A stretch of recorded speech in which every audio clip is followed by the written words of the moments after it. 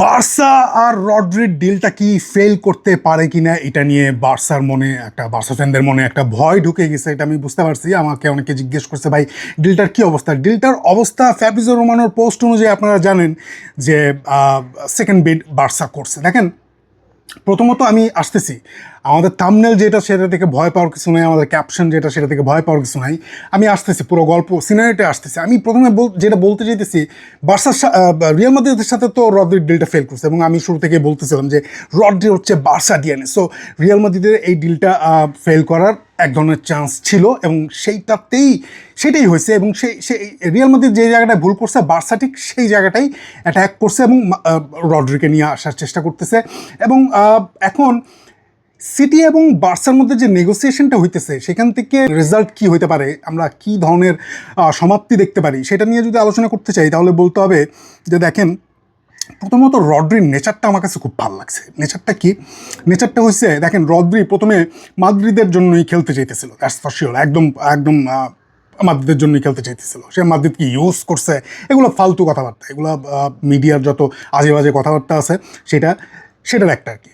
মাদ্রিদের জন্যই খেলতে চাইছে, কিন্তু মাদ্রিদ এখানে লেট করে ফেলছে, বা রড্রির জন্য রিনেগোসিয়েশন করতে চাইছে, তারা আরেকটু বিজনেস করতে চাইছে সিটির সাথে। সিটি এইখানেই সিটি অ্যালার্ট হয়ে গেছে, এবং সাথে সাথেই তারা বার্সার সাথে যোগাযোগটা শুরু করছে। যখন সিটি বলতেছিল যে আমরা অন্য ক্লাবের দিকে যাব, কেন বলতেছিল? কারণ মাদ্রিদ লেট করতেছিল এবং মাদ্রিদ রিনেগোশিয়েট করতে চাইতেছিল, এবং মাদ্রিদ এই ডিলটাকে রিড করছে ভুলভাবে। তাতে বার্সা যখন ঢুকছে, দেখেন এটা কেন প্রমাণিত হইলো এই জায়গায়, যে ব্যাপারটা পুরা আমি বলতেছিলাম যে টাকা পয়সার উপরেই, যে এটা যে আপনার নেগোসিয়েশন চলতেছে সিটি এবং রিয়াল মাদ্রিদের মধ্যে, ব্যাপারটা আটকে আছে ওই জায়গায়। কারণ সিটি রড্রিকে ছাড়তে চায়, ব্যাপারটা এতটাও শক্তিশালী না। রড্রি যেহেতু সিটি ছাড়তে চায়, এটা ঠিক আছে, কিন্তু সিটি রড্রিকে রাখতে চায়। সিটির অফার আছে টেবিলে, রড্রি সেটা সাইন করে না। কিন্তু রড্রির যেই চরিত্রটা এখানে ফুটে উঠছে, সেটা হচ্ছে রড্রি মানে খুবই বাধ্যগত ছাত্র আর কি, খুবই বাধ্যগত ছাত্র। সে সিটির কোনো রকম সিটির অবাধ্যতা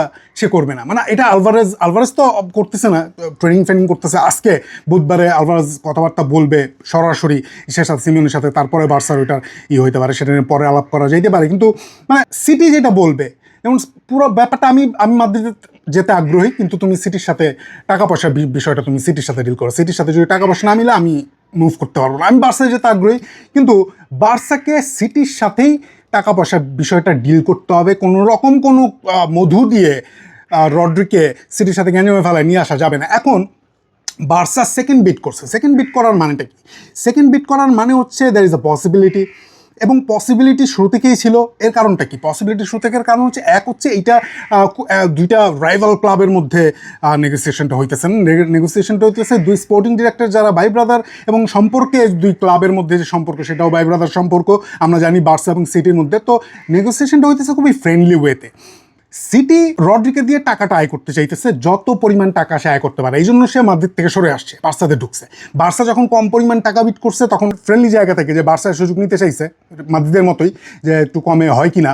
মাদ্রিদ তো আরও নিচে যাইতে চাইতেছিল। সো সিটি প্রথমটা রিজেক্ট করে দেওয়ার পর সেকেন্ড বিটটা, এটা খুবই একটা হেলদি বিট হয়েছে, যদিও এখনও 20 মিলিয়নের একটা গ্যাপ আছে। এখন ভয়টা এখানেই যে পরবর্তীতে কি হইতে পারে, সিটিকে এটাই করতে পারে। দেখেন, সিটির বৌদ্ধদি আসতেছে, এটা হয়ে যাবে, বৌদ্ধদির ডিলটা হয়ে যাবে। সিটি আরেকটা ডিলে এখানে ঢুকছে, সেটা হচ্ছে এনজো ফার্নান্ডেস। এনজো মানস্কা চাইতেছে যে এনজো ফার্নান্ডেস এখানে ঢুকুক, এবং চেলসি এনজোকে খুবই মানে নিজেদের খুব প্রাইম একটা প্লেয়ার ভাবতেছে, খুব ইম্পর্টেন্ট প্লেয়ার ভাবতেছে। তারপরেও বিক্রি করবে না, ব্যাপারটা এমন না। 120+ সম্ভবত তারা চায় যদি এনজোকে নিতে হয়। এখন সিটি আবার এত টাকা দিতে চায় না। সিটি এক ধরনের ভ্যালিডেশন করতে চায় এনজো ফার্নান্ডেজের জন্য। সেটা মানে মূল কথা হচ্ছে, তারা রদ্রিকে যদি ছাড়তেই চায়, তারা তো রদ্রিকে তারা রাখতে চায়, কারণ এমন একটা এক্সপেরিয়েন্স লোক রড্রি একটা ট্রানজিশনাল সিজনে ছেড়ে দেওয়াটা খুবই বিপজ্জনক। কিন্তু রড্রি যেহেতু থাকতে চায় না, তাই তারা এটা করতেছে, এবং সমগ্র টাকা পয়সাটা তারা মানে লাভটা আসলে কোনোভাবে ছাড়তে চাইতেছে না। এখন এই রড্রির ডিলটা কি এনজো ফার্নান্ডেজের ডিলের সাথে আটকায় গেছে কিনা? হইতে পারে। এনজো ফার্নান্ডেজে 120+ যদি চেলসি চায়, এবং সেটা যদি সিটি দিতে চায়, সিটির টাকার অভাব নাই, দ্যাটস আনাদার থিং। কিন্তু ব্যবসায়িক একটা ব্যাপার তো আছে, টাকা থাকলেই অডেল ঢেল দেবে তাই না? রদ্রির থেকে তারা সবচেয়ে বেশি টাকাটা আয় করতে চায়, এবং এই জন্যই বার্সা এখন যেই সেকেন্ড বিটটা দিচ্ছে সেইটাও কতটা, এই 20 মিলিয়ন যে গ্যাপটা আছে মোটামুটি, সেইটাও কতটা সিটিকে ঝুঁকতে মানে কম্প্রোমাইজ করতে বাধ্য করবে কিনা সেটা এখন বলা যাইতেছে না। বিষয়টা হচ্ছে যে রদ্রি যেহেতু বার্সায় আসতে চাইতেছে, সেইটা দিয়েও আপনি এই গল্পটাকে শেষ করতে পারেন না, কারণ পুরো ব্যাপারটা যেমনটা আমি শুরুতেই বললাম, রদ্রি হচ্ছে সিটির একদম বাধ্যগত ছাত্র, সিটি যেটা বলবে সেইটাই, সিটি ভালো ডিলটাই নিতে চাবে এবং শেষ পর্যন্ত রদ্রির মনে যেটা রদ্রি চাই সেটাই রদ্রিকে দেবে যদি তারা ঠিক ভ্যালিডেশনটা আনতে পারে। তো এখন বার্সা যেটা করছে সেটা খুবই সলিড বিট, কিন্তু তৃতীয় বিটের দিকে বার্সাকে যাইতে হইতে পারে কিনা, যাইতে হইতে যদি হয় তাহলে বার্সা আই গেস যাবে, যদি যাইতে হয় তাহলে যাবে, কিন্তু সিটি এবং বার্সা এবং রদ্রির এই ডিলটা কোল্যাপস করার কোনো রকম সম্ভাবনা নাই।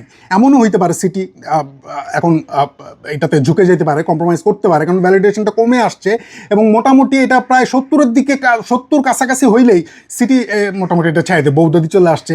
এনজো ফার্নান্ডেজের ডিলটা যদি এইটার সাথে রিলেটেড থাকে, সিটি যদি মনে করে এখান থেকে টাকাটা নিয়ে তারা এনজো ফার্নান্ডেজকে দিবে, তাহলে সর্বোচ্চ টাকাটা এখান থেকেই নিতে চাইবে, এটা হচ্ছে সিটির টার্গেট। সো মোটামুটি 70-এর দিকে যদি বার্সা যাইতে চায়, অর্থাৎ তৃতীয় বিড যদি হয়, বার্সাকে এই বিডটাও যদি রিজেক্ট হয়ে যায় তাহলে তো সন্দেহ আরও বাড়বে, ভয় আরও বাড়বে, কিন্তু তাতে করেও ডিলটা কোলাপস হয়ে যাওয়ার কোনো সম্ভাবনা নেই, কারণ বার্সা সম্পূর্ণভাবে এটাতে ঢুকে গেছে এবং রদ্রিকে তারা নেবেই। যদি এটা হয় তাহলে এমন না যে বার্সা কিছু রেখে দেয়নি, মোটামুটি 70 পর্যন্ত, সেকেন্ড বিটটা সম্ভবত 70 পর্যন্ত যায় নাই, এটা 70 পর্যন্ত গেলেই সম্ভবত সিটি রদ্রিকে বার্সার দিকে ঠেলে দেবে, বার্সাকে ছেড়ে দেবে এবং তারা তারপরে এনজো ফার্নান্ডেজে মনোযোগ দিতে পারবে, যে সিদ্ধান্ত নিতে পারবে যে আসলে এনজো ফার্নান্ডেজকে কত তারা দিতে চায়। চেলসি আপাতত এনজো ফার্নান্ডেজকে ছাড়তে চায় না, সো এখানে সিটি তাদেরকে কম টাকায় রাজি করাইতে পারবে, সিটিকে চেলসিকে প্রেশার দিতে পারবে সিটি, এমনটা হবে না। সো আমার হিসাবে 70 পর্যন্ত যদি যায়, মোটামুটি 70-এর কাছাকাছি, এটা এমন হইতে পারে সেকেন্ড ভিডিও সিটি রাজি হয়ে যেতে পারে, এমন হইতে পারে তৃতীয় ভিডিও যাইতে হইতে পারে বার্সাকে। তাহলে কি যাবে কিনা, যদি এটা রিজেক্ট হয় যাবে, অবশ্যই বার্সা যাবে, কিন্তু ডিলটা কোলাপস হওয়ার সম্ভাবনা মোটামুটি 90% নাই।